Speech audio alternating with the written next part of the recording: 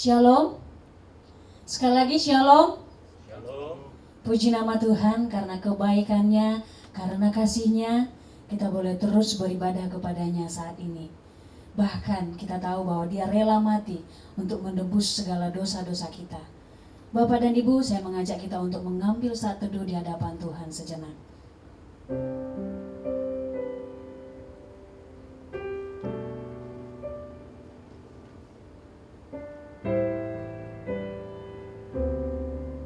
Saat teduh selesai, saya mengajak kita untuk bangkit berdiri dan kita akan memberikan penghormatan kepada Bapa Sorga. Hormat bagi Bapa Sorga.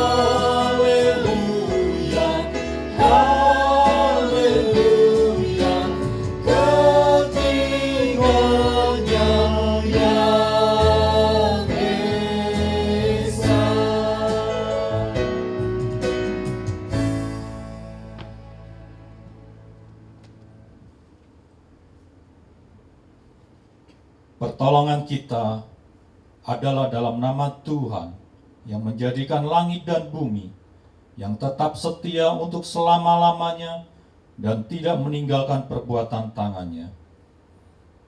Kasih karunia dan damai sejahtera dari Tuhan, Bapa kita, dan dari Yesus Kristus menyertai kita semua.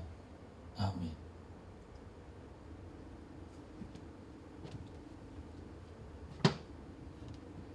Haleluya. Mari kita bersama-sama memuji nama Tuhan. Kita katakan kepada Tuhan, bagi Dia Yesus telah mati bagiku.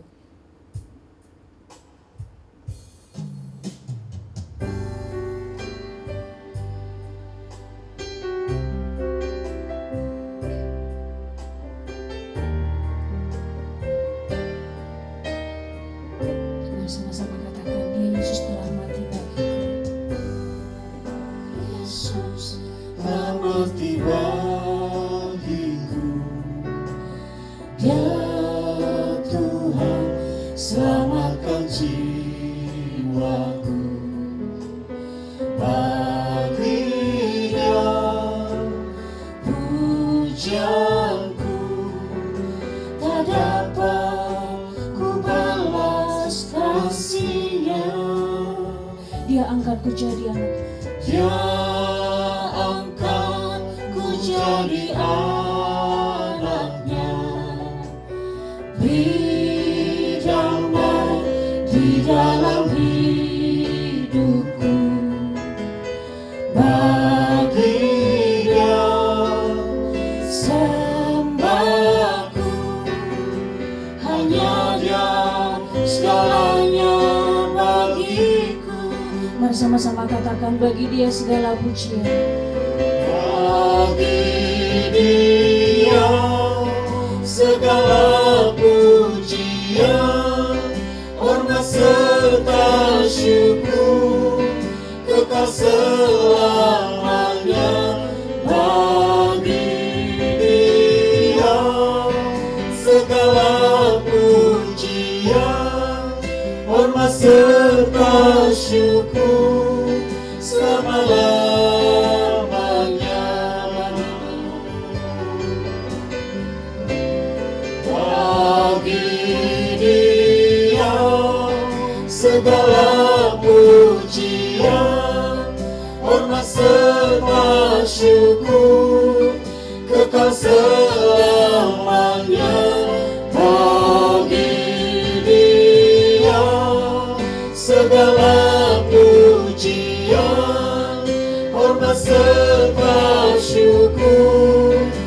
selama-lamanya.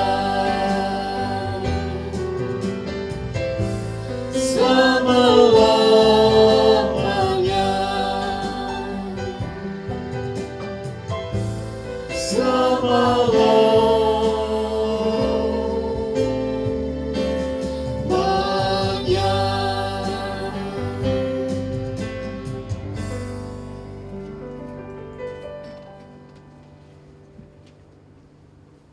Bapak, Ibu, Saudara yang terkasih di dalam Tuhan, mari kita berdoa bersama sebagai bentuk pengakuan kita terhadap dosa-dosa yang telah kita perbuat. Mari kita berdoa. Tuhan,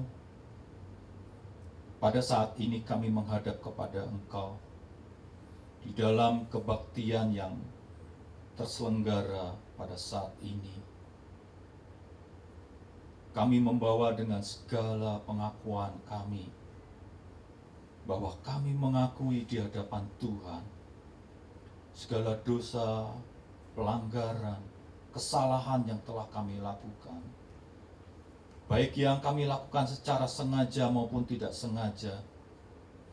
Tuhan, ampunilah kami. Siapakah kami di hadapan Tuhan sehingga kami dapat bermegah? Kami adalah ciptaan-Mu dan kami tidak ada apa-apanya. Ampuni kami Tuhan, ampuni pelanggaran kami. Karena Engkaulah yang menyucikan, Engkaulah yang menguduskan setiap kehidupan kami. Tangan-Mu terbuka kepada setiap umat-Mu yang datang kepada Tuhan dan memohon pertolongan, perlindungan, dan mengakui dosa-dosanya. Pada saat ini juga Tuhan, kami juga mengharapkan Tuhan berkenan untuk memberkati roti dan anggur perjamuan yang sudah dipersiapkan oleh setiap umat-Mu di tempat masing-masing. Tuhan, layakkanlah. Inilah adalah persembahan kami yang ingin kami lakukan di hadapan Tuhan. Berkatilah roti dan anggur perjamuan yang kami sediakan. Sebagaimana firman Tuhan mengatakan, Ia telah melepaskan kita dari kuasa kegelapan dan memindahkan kita ke dalam kerajaan anaknya yang kekasih. Di dalam Dia, kita memiliki penebusan kita, yaitu pengampunan dosa. Selaku pelayan Tuhan Yesus Kristus, saya memberitahukan bahwa Tuhan telah mengampuni setiap kita yang mengakui dosa-dosanya di hadapan Tuhan. Dalam nama Bapa, Putra, dan Roh Kudus. Amin. Bersama dengan gereja-gereja segala abad dan sepanjang zaman, marilah kita mengikrarkan pengakuan iman rasuli dengan hati dan mulut kita. Pengakuan iman rasuli. Aku percaya kepada Tuhan, Bapa yang Maha Kuasa, Khalik langit dan bumi, dan kepada Yesus Kristus, Anaknya yang tunggal Tuhan kita, yang dikandung dari Roh Kudus, lahir dari anak darah Maria, yang menderita sengsara di bawah pemerintahan Pontius Pilatus, disalibkan, mati dan dikuburkan, turun ke dalam kerajaan maut. Pada hari yang ketiga, bangkit pula dari antara orang mati, naik ke surga, duduk di sebelah kanan Tuhan, Bapa yang Maha Kuasa. Dan dari sana Ia akan datang untuk menghakimi orang yang hidup dan yang mati. Aku percaya kepada Roh Kudus, gereja yang kudus dan persekutuan orang kudus, pengampunan dosa, kebangkitan tubuh, dan hidup yang kekal. Amin. Bapak dan Ibu dipersilakan untuk duduk kembali.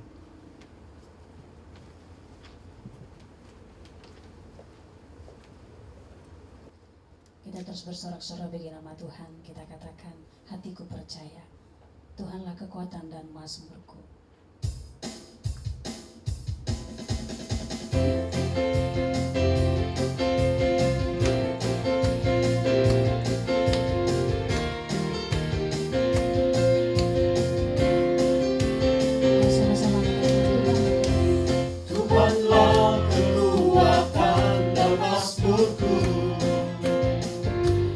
Dia gunung batu dan keselamatanku. Hanya padamu hatiku percaya. Kaulah menara dan kota perlindungan.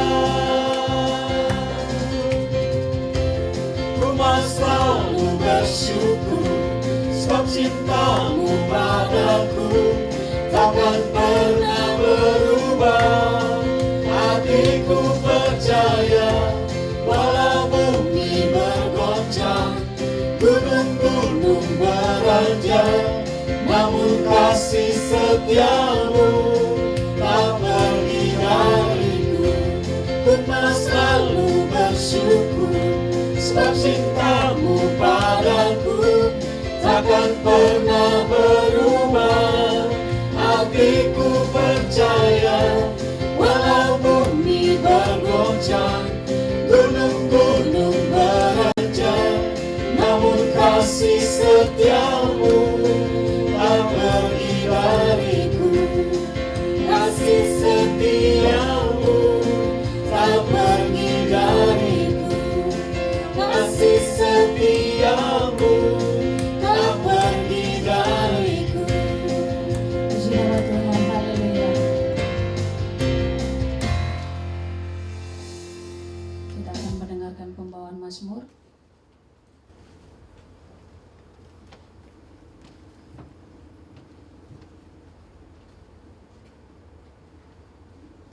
Shalom Bapak dan Ibu yang terkasih dalam Tuhan kita Yesus Kristus.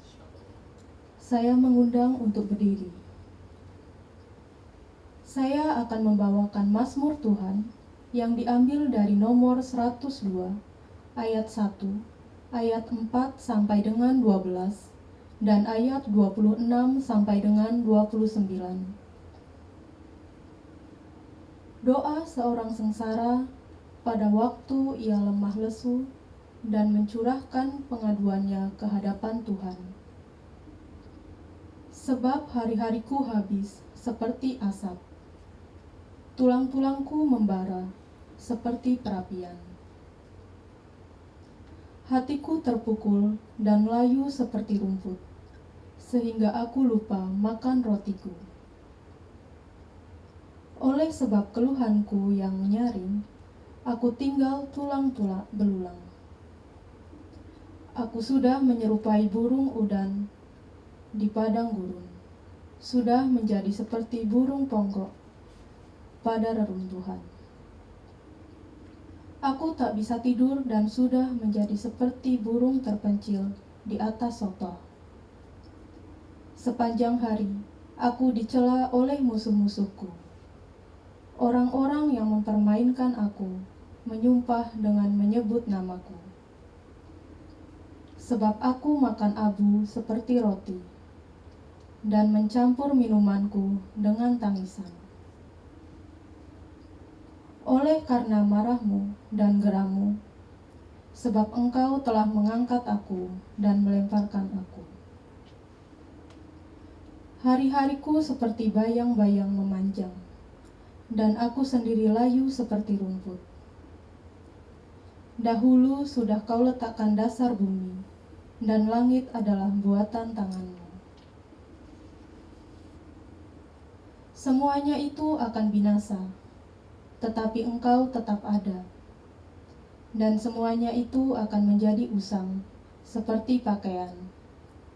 Seperti jubah, engkau akan mengubah mereka, dan mereka berubah. Tetapi engkau tetap sama, dan tahun-tahunmu tidak berkesudahan. Anak abdi-abdimu akan diam dengan tentram, dan anak cucu mereka akan tetap ada di hadapanmu. Demikianlah Mazmur Tuhan, haleluya, amin. Bapak dan Ibu dipersilakan untuk mengembang.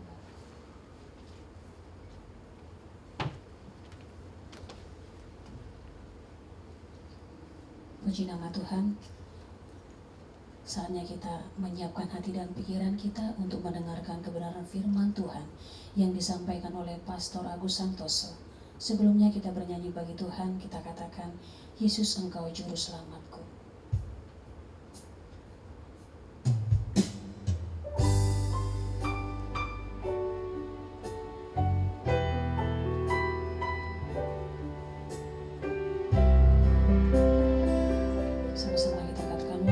terus berjalan dalam lembaga kelangan. Kita tahu bahwa perlindungan Tuhan nyata bagi setiap kehidupan kita.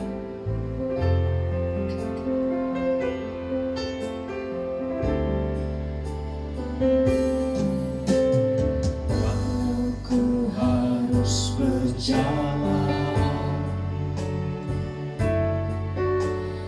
Dalam lembah kekelaman, perlindungan-Mu, oh Tuhan, nyatalah bagi hidupku. Tiada pernah sedetik pun, tiada pernah Kau tinggalkan. Sungguh mulia dan sempurna, hanya Kau layak disembah. Yesus, Engkau Juru Selamatku, dalam janji-Mu kemenanganku. Selamanya kan ku nyatakan besar setia-Mu, Tuhan, di hidupku. Katakan, Yesus, Engkau Juru Selamat.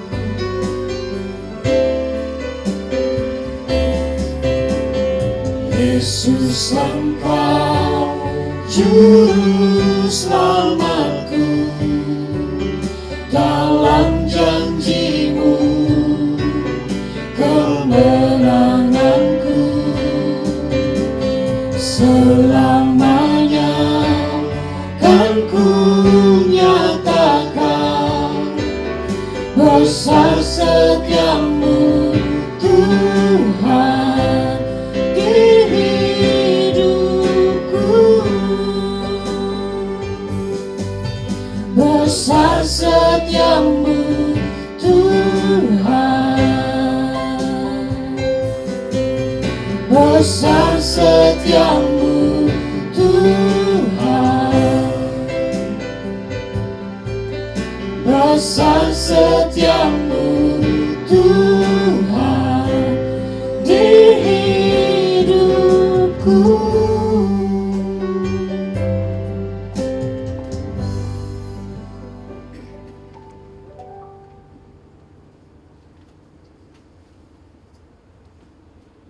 Shalom Bapak dan Ibu yang terkasih dalam nama Tuhan kita Yesus Kristus. Saya mengundang untuk berdiri. Saya akan membacakan firman Tuhan yang diambil dari Injil Matius pasal 27 ayat 27 sampai dengan 44. Kemudian serdadu-serdadu wali negeri membawa Yesus ke gedung pengadilan, lalu memanggil seluruh pasukan berkumpul sekeliling Yesus. Mereka menanggalkan pakaiannya dan mengenakan jubah ungu kepadanya. Mereka menganyam sebuah mahkota duri dan menaruhnya di atas kepalanya, lalu memberikan dia sebatang buluh di tangan kanannya. Kemudian mereka berlutut di hadapannya dan mengolok-olokkan dia, katanya, "Salam, hai Raja orang Yahudi." Mereka meludahinya dan mengambil buluh itu dan memukulkannya ke kepalanya. Sesudah mengolok-olokkan dia, mereka menanggalkan jubah itu daripadanya dan mengenakan pula pakaiannya kepadanya. Kemudian mereka membawa dia keluar untuk disalibkan. Ketika mereka berjalan keluar kota, mereka berjumpa dengan seorang dari Kirene yang bernama Simon. Orang itu mereka paksa untuk memikul salib Yesus. Maka sampailah mereka di suatu tempat yang bernama Golgota, artinya tempat tengkorak. Lalu mereka memberi dia minum anggur bercampur empedu. Setelah ia mengecapnya, ia tidak mau meminumnya. Sesudah menyalibkan dia, mereka membagi-bagi pakaiannya dengan membuang undi. Lalu mereka duduk di situ menjaga dia. Dan di atas kepalanya terpasang tulisan yang menyebut alasan mengapa ia dihukum. Inilah Yesus, Raja orang Yahudi. Bersama dengan dia disalibkan 2 orang penyamun, seorang di sebelah kanan dan seorang di sebelah kirinya. Orang-orang yang lewat di sana menghujat dia dan sambil menggelengkan kepala. Mereka berkata, "Hai engkau yang mau merubuhkan bait suci dan mau membangunnya kembali dalam 3 hari, selamatkanlah dirimu. Jika engkau anak Tuhan, turunlah dari salib itu." Demikian juga imam-imam kepala bersama-sama ahli-ahli Taurat dan tua-tua mengolok-olokkan dia, dan mereka berkata, "Orang lain ia selamatkan, tetapi dirinya sendiri tidak dapat ia selamatkan. Ia Raja Israel? Baiklah ia turun dari salib itu, dan kami akan percaya kepadanya. Ia menaruh harapannya pada Tuhan, baiklah Tuhan menyelamatkan dia, jikalau Tuhan berkenan kepadanya. Karena ia telah berkata, 'Aku adalah anak Tuhan.'" Bahkan penyamun-penyamun yang disalibkan bersama-sama dengan dia mencelanya demikian juga. Demikianlah firman Tuhan. Haleluya, amin. Bapak dan Ibu dipersilahkan untuk duduk kembali.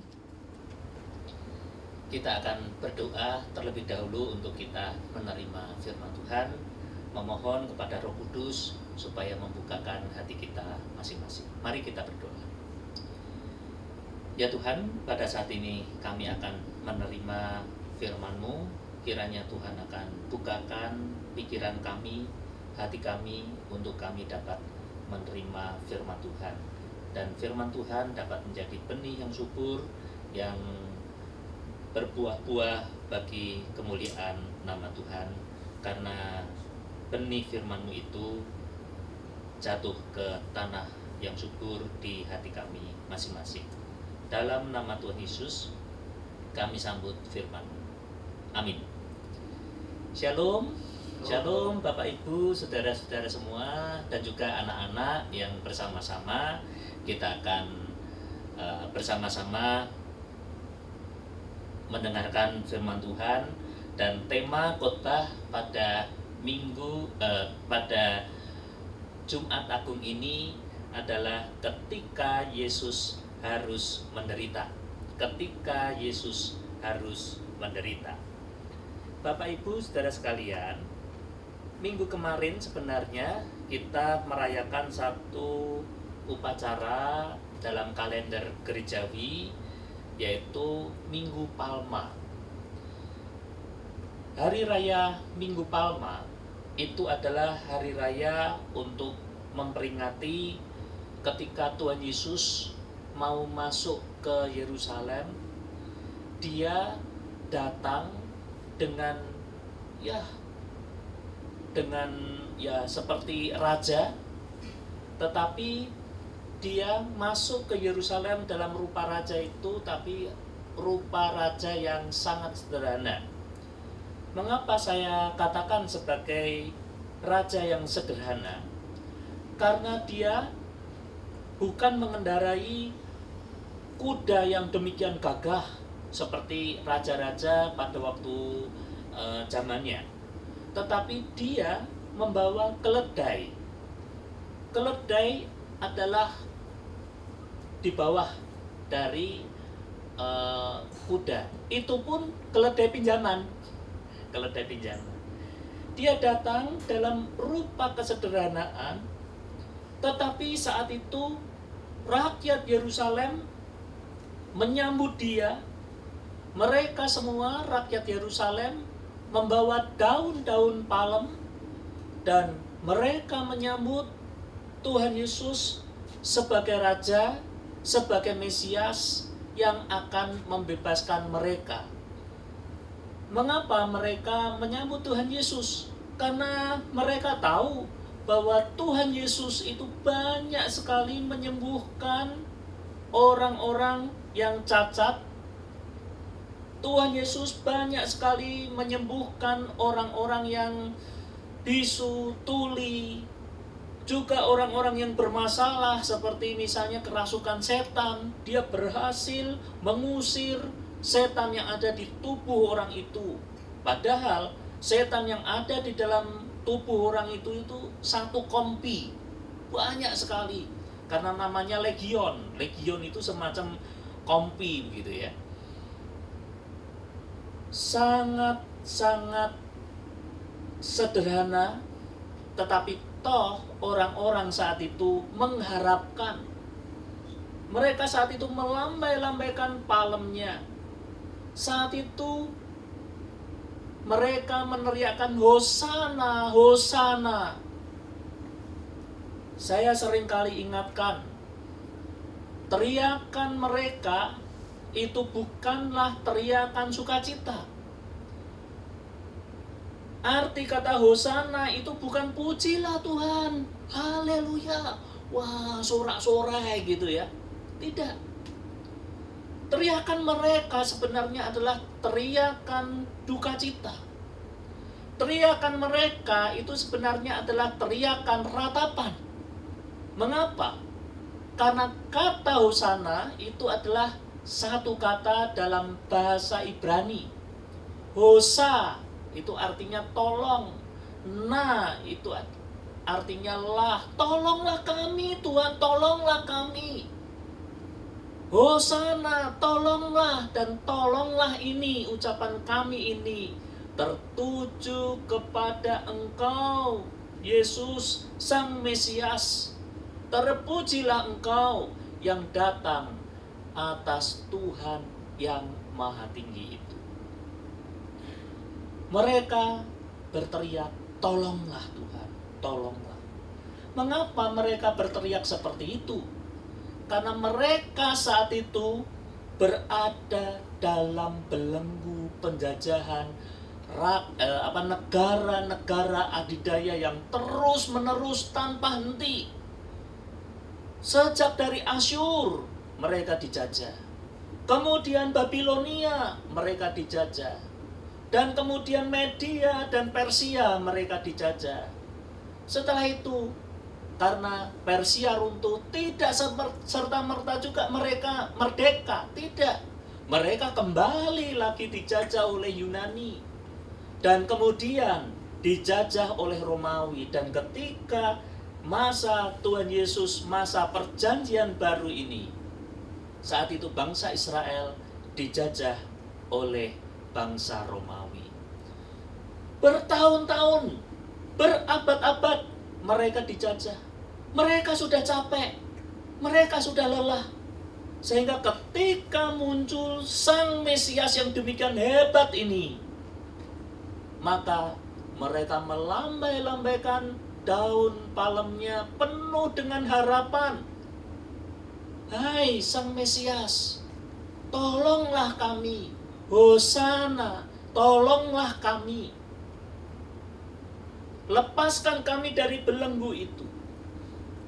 Dan ketika kita merayakan Minggu Palma, minggu kemarin, sebenarnya kita merayakan bahwa kita ini sebelumnya adalah orang-orang yang sudah dijajah, orang-orang yang sudah dibelenggu, orang-orang yang sudah kehilangan kemerdekaan oleh karena dosa. Sejak Adam dan Hawa jatuh di dalam dosa, dosa itu selalu menggerogoti manusia. Dosa itu selalu mengekang kita, membelenggu kita dalam ketidakbebasan itu. Sehingga sebenarnya ketika kita melambaikan daun palma itu, ada sebuah harapan, ada sebuah doa. Tuhan, lepaskan kami dari belenggu ini, dalam ketidakmerdekaan ini. Merdekakan kami. Hosana, tolonglah kami ya Tuhan. ketika kita saat ini dalam belenggu wabah COVID-19, nggak tahu itu namanya ganti-ganti gitu ya. Ada yang lebih panjang, lebih sulit gitu ya. Novel coronavirus SARS berapa gitu ya. Saya juga nggak mudeng, pokoknya itu virus corona gitu ya. Dibelenggu, dunia ini dibelenggu. Sebenarnya minggu kemarin kita bisa melambaikan palma kita. Dan ketika kita melambai-lambaikan itu, kita berdoa, Tuhan, tolonglah kami, orang yang dalam belenggu ini. Tolonglah kami, orang yang sedang mengalami krisis ekonomi ini. Tolonglah kami. Tolonglah kami. Bebaskan kami. Lalukan virus corona ini dari bumi Indonesia. Sekarang, apa jawaban Tuhan? Itu yang kedua. Apa jawaban Tuhan? Tuhan mau menolong. Nah, sekarang pertanyaan lebih lanjut. Bagaimana cara Tuhan menolong kita? Bagaimana cara Tuhan melepaskan kita dari belenggu dosa? Sebelum saya memberikan jawabannya, kita akan membuka satu nubuat dalam Mazmur pasal 75 ayat yang ketiga.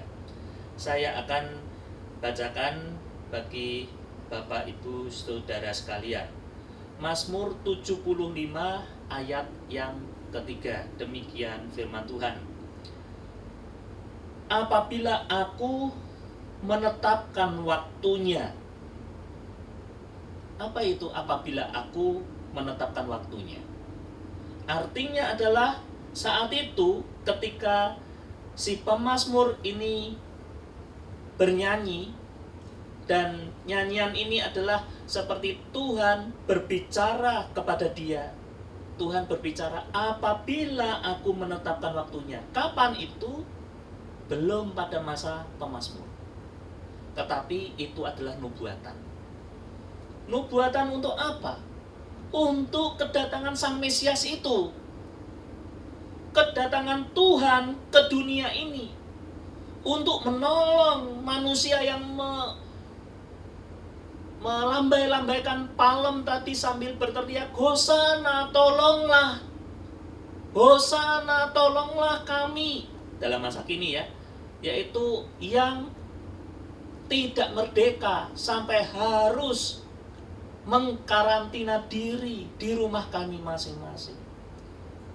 Sampai gereja Tuhan harus sepi. Karena gereja Tuhan sebenarnya bukan gedung. Gereja Tuhan adalah hati kita. Tapi kita juga sekarang ini merasakan satu seperti semacam loneliness. Di rumah terus. Nah, sekarang setelah di rumah terus ngapain? Ya, kadang ada yang ini, ada yang itu, bikin lucu-lucuan gitu. Tetapi toh sebenarnya kita berada dalam belenggu itu. Tapi Tuhan berkata, apabila aku menetapkan waktunya, yaitu kedatangan Tuhan yang menolong, dia berkata, aku sendiri akan menghakimi dengan kebenaran. Sekali lagi, aku sendiri akan menghakimi dengan kebenaran. Sekarang, menghakimi dengan kebenaran itu apa? Kata kebenaran atau kata keadilan dalam bahasa Ibrani itu biasanya antara keadilan dan kebenaran itu hampir sama semua gitu ya. Kata kebenaran di sini yang dimaksud itu adalah kebenaran dalam arti yang seperti ini, yaitu saya akan tunjukkan satu gambar. Ada 3 gambar di situ. Gambar yang pertama itu kita dapat melihat, yaitu ada 3 bocah yang menonton baseball. Tapi 3 bocah ini tidak bisa menonton. Karena apa?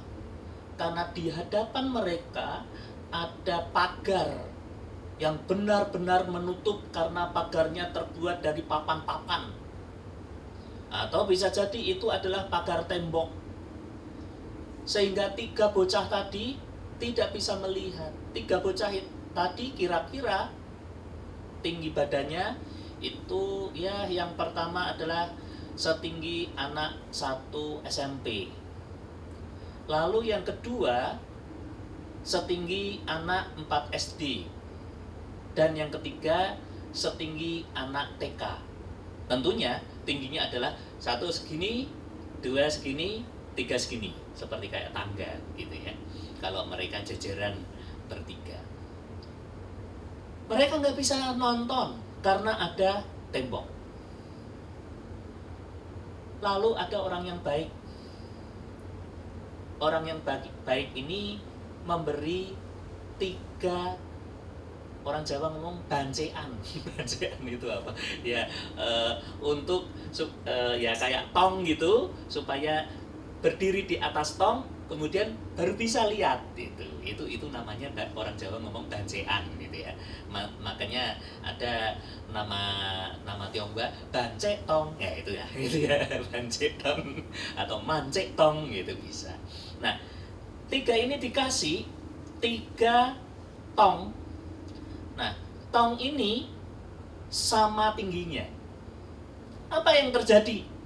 Yang terjadi adalah anak yang 1 SMP, dia melihat, kemudian ini pagarnya itu segini, dia di sini sampai di sini bisa melihat.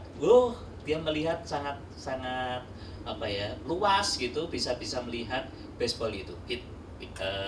Kita semua bisa melihat di gambar di samping saya ini. Lalu yang kedua, anak yang kedua bisa lihat, tapi sebatas leher bisa lihat. Karena otomatis yang ini 1 SMP, yang 4 SD lebih bawah. Nah, itu dia hanya bisa begini aja. Nah, tapi untuk anak TK nggak bisa lihat karena dia masih kecil. Ya, mungkin seperti ini. Ya, itu ya. Nggak bisa lihat apa yang ada di depan itu. Ini adalah tipe keadilan atau tipe kebenaran yang dalam arti equality, yaitu beri tong yang sama tingginya. Tapi apa yang terjadi? Ini adalah keadilan dalam ketidakadilan. Contoh yang lain misalnya, punya 3 anak,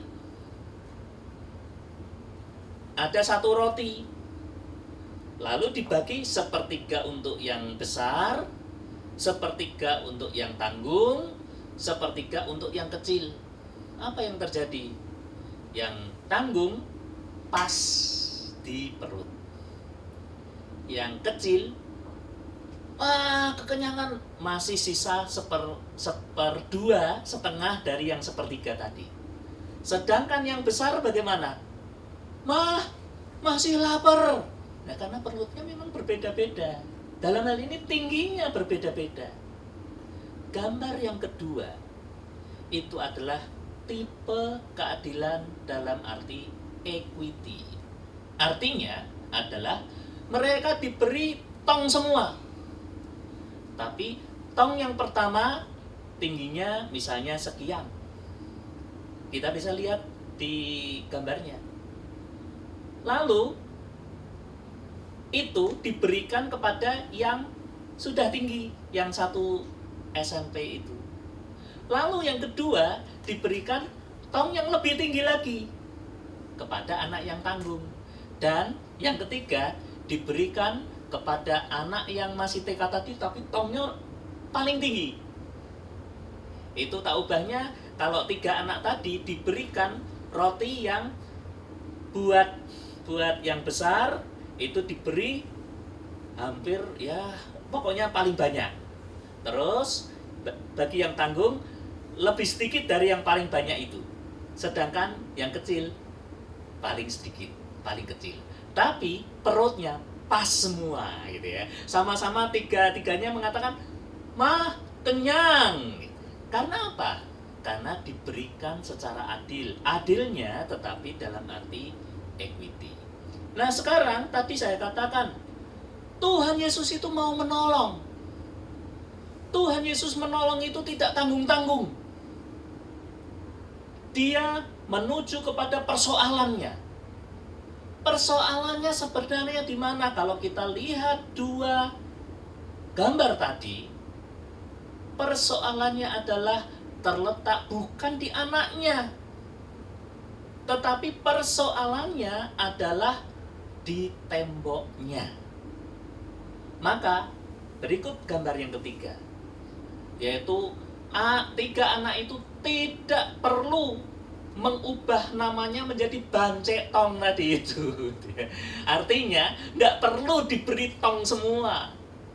Mengapa? Karena temboknya ini sudah dibongkar oleh Tuhan, sehingga mereka merdeka. Dan inilah makna kata kebenaran dalam arti liberation. Makna kebenaran dalam arti kemerdekaan. Dan Tuhan Yesus mau menolong itu. Caranya bagaimana? Caranya adalah tadi, yang pertama, daun palem itu dikibar-kibarkan. Tolonglah kami Tuhan, tolonglah kami, perhatikan kami. Daun palem yang dikibarkan itu tandanya adalah, ini loh aku Tuhan, ini. Kayak coba kalau orang tersesat di hutan, dia ambil biasanya kalau pakai itu ya, pohon kelapa itu ya, daun-daunnya itu dikebar-kebar, ini aku gitu ya, supaya apa? Dibebaskan. Ini aku Tuhan, ini aku. Bebaskan aku. Tolonglah aku ya Tuhan. Lalu persoalannya sebenarnya bukan di manusia-manusianya. Persoalan yang sejati itu adalah dosa manusia yang membelenggu. Dan hukum dosa, Paulus mengatakan, adalah maut. Sehingga tidak tanggung-tanggung Yesus harus menderita. Mengapa? Karena upah dosa adalah maut. Dan Yesus mau menggantikan itu. Kalian semua enggak usah melewati yang namanya maut itu, karena kalian akan memperoleh hidup yang kekal, bukan kematian yang kekal. Hidup yang kekal. Caranya bagaimana? Aku yang menggantikan kamu, sehingga Tuhan memberi kepalanya rela ditancap mahkota duri penuh dengan darah. Tuhan rela memberikan kepalanya seperti bacaan kita tadi, dipukul dengan buluh yang sebelumnya. Buluh itu seperti kayak tulur raja, diolok-olok, diludahi. Dan dengan tongkat yang dipegang oleh dia, dipukulkan ke kepalanya. Dia rela. Dalam kerelaan itu bahkan sampai dia mati di kayu salib untuk menebus dosa-dosa manusia. Tiga anak tadi, mereka sudah bebas melihat karena tidak ada yang persoalan di depan dia. Tembok itu sudah dihilangkan. Maka ketika kita percaya kepada Tuhan Yesus, Tuhan akan menolong kita.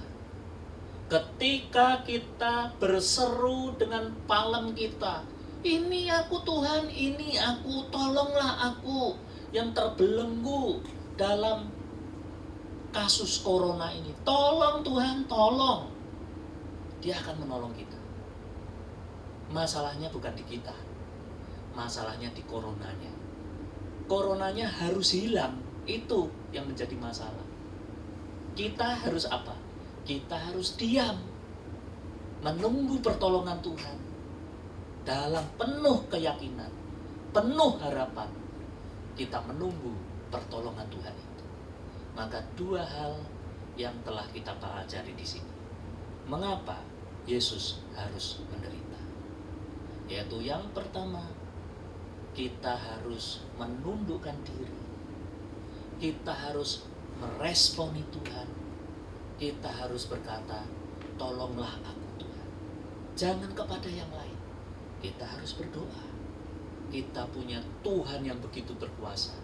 Kita berdoa kepada Dia, tolonglah aku Tuhan. Dia akan menghampiri kita. Dan pertolongannya adalah pertolongan yang tuntas. Yang pasti adalah kita harus beriman kepada Dia. Dan Tuhan akan mengatasi semuanya itu.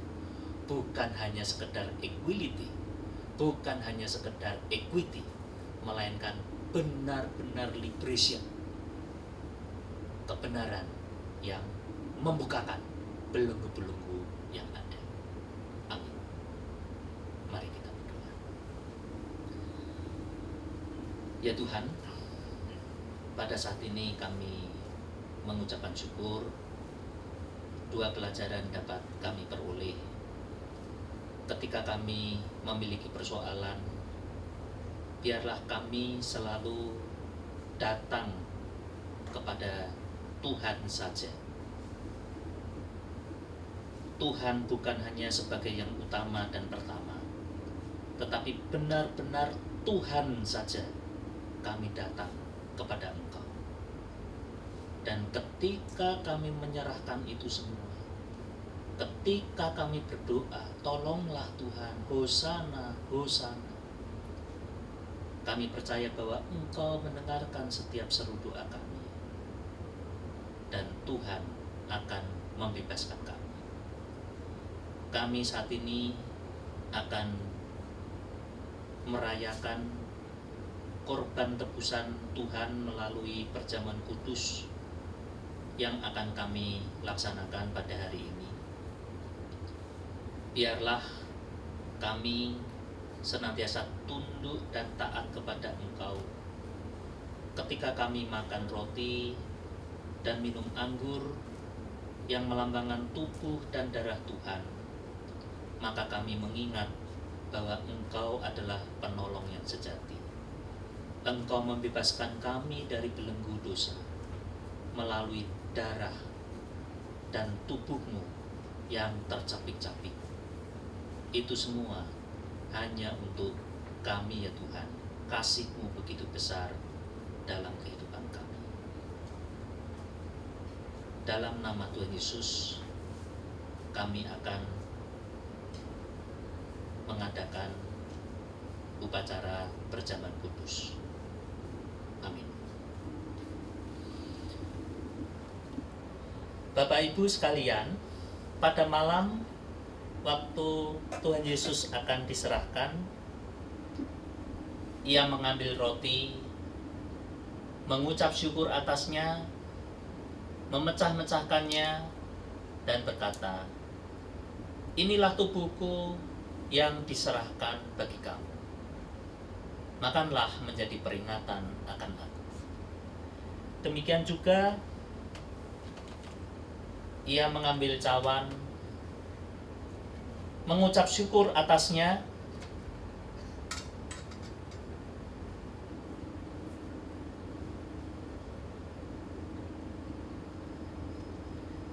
dan berkata, "Cawan ini adalah perjanjian baru yang dimeteraikan oleh darahku. Minumlah, perbuatlah ini menjadi peringatan akan aku."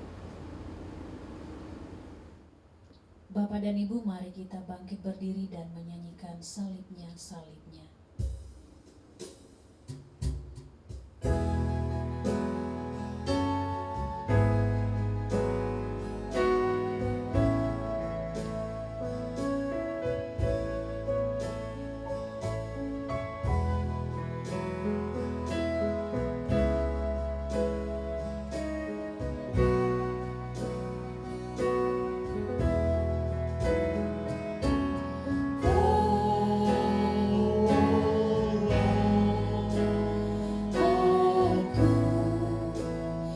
Yesus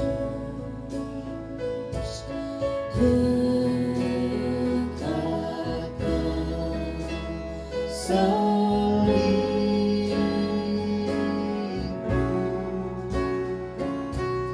air hidup dan darahmu,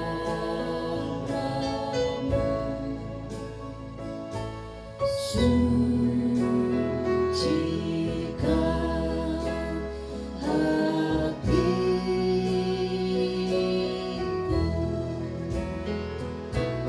Salibnya,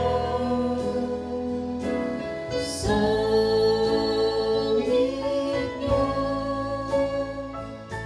semuanya mulia.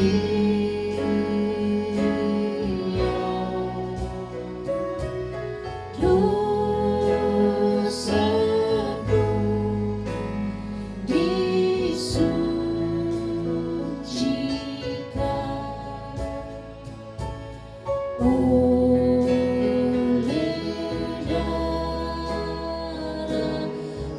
oleh darah Yesus. Salibnya,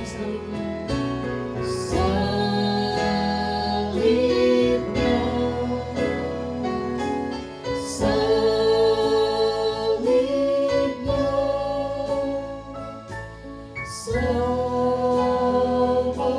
semuanya mulia.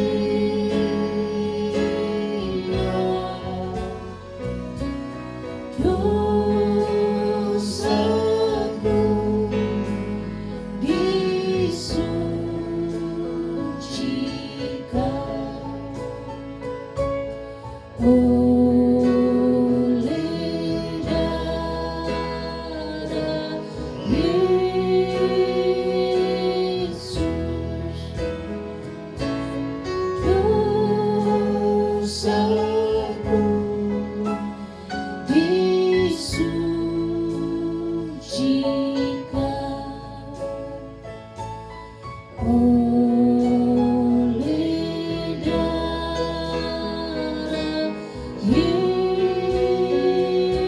Yesus.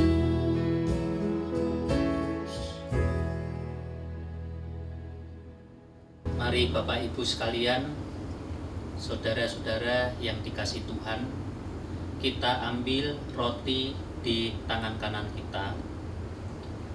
Kita angkat tinggi-tinggi melebihi kepala kita sebagai wujud penghormatan kita kepada Tuhan. Dan dengarlah firman Tuhan. Pada malam waktu ia akan diserahkan, ia mengambil roti, mengucap syukur atasnya, memecah-mecahkannya, dan berkata, "Inilah tubuhku yang diserahkan bagi kamu. Makanlah, perbuatlah ini menjadi peringatan akan aku." Mari kita makan bersama-sama dalam nama Tuhan Yesus Kristus.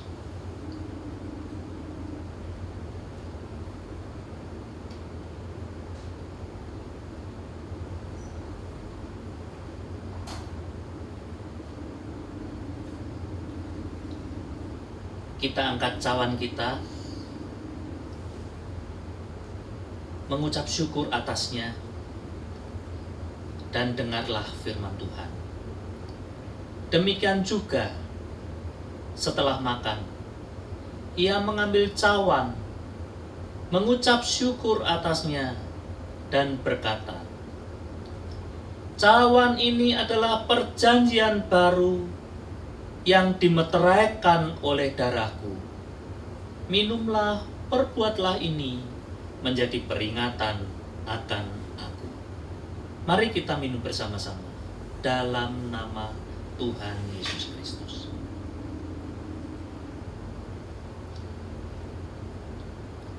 Mari kita berdoa.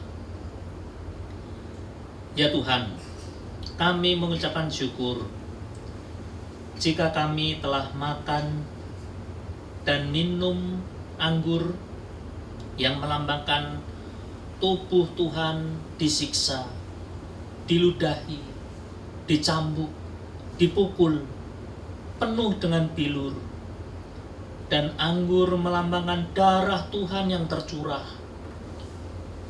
Itu semua merupakan bukti bahwa Tuhan Yesus mengasihi kami semua, ya Tuhan. Engkau membebaskan kami dari akarnya, yaitu dengan Engkau menjadi ganti kami, ya Tuhan. Engkau mati bagi kami sebagai ganti untuk menebus dosa-dosa kami. Itu adalah liberation yang sebenarnya, ya Tuhan. Itu adalah kemerdekaan yang sebenarnya. Engkau benar-benar tuntas menebus dosa-dosa kami. Sekarang ini kami juga berdoa untuk belenggu di dunia ini, ya Tuhan, ketika kami menjalani satu masa di dalam histori kami, di dalam sejarah hidup kami. Kami mengalami wabah pandemi dunia yang demikian menakutkan masyarakat seluruh dunia, ya Tuhan. Tetapi kami yakin dan percaya sebagai umat Tuhan bahwa Engkau menolong kami ketika kami meneriakkan Hosana, tolonglah kami, ya Tuhan. Terima kasih atas perjamuan kudus ini. Dengan demikian kami dipersatukan dan dipersekutukan bersama dengan Tuhan sendiri dan bersama dengan umat-umat yang saat ini makan dan minum bersama. Dan biarlah seru dan doa kami yang kurang sempurna ini kami akan tutup dengan doa yang telah Engkau ajarkan kepada kami. Bapa kami yang di surga, dikuduskanlah namamu, datanglah kerajaan, jadilah kehendak-Mu di bumi seperti di surga. Berikanlah kami pada hari ini makanan kami yang secukupnya, dan ampunilah kami akan kesalahan kami, seperti kami juga mengampuni orang yang bersalah kepada kami. Dan janganlah membawa kami ke dalam pencobaan, tetapi lepaskanlah kami daripada yang jahat. Karena Engkau-lah yang mempunyai kerajaan dan kuasa dan kemuliaan sampai selama-lamanya. Amin. Kita akan mengakhiri rangkaian ibadah kita pada hari ini, dan mari kita membacakan bersama-sama nats pedoman hidup baru yang diambil dari 1 Korintus pasal 15 ayatnya yang ketiga. Sebab yang sangat penting telah kusampaikan kepadamu, yaitu apa yang telah kuterima sendiri, ialah bahwa Kristus telah mati karena dosa-dosa kita sesuai dengan kitab suci. Doksologi. Puji Tuhan sumber berkah, puji Dia seluruh makhluk, puji Dia seluruh surga, Bapa, Anak, Roh Kudus. Setelah kita berbuat bakti kepada Tuhan, maka arahkanlah hatimu kepada Tuhan dan terimalah berkat darinya. Tuhan memberkati engkau dan melindungi engkau.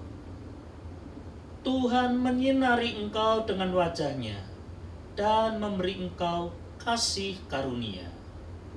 Tuhan menghadapkan wajah-Nya kepadamu dan memberi engkau damai sejahtera dari saat ini sampai Maranatha. Amin.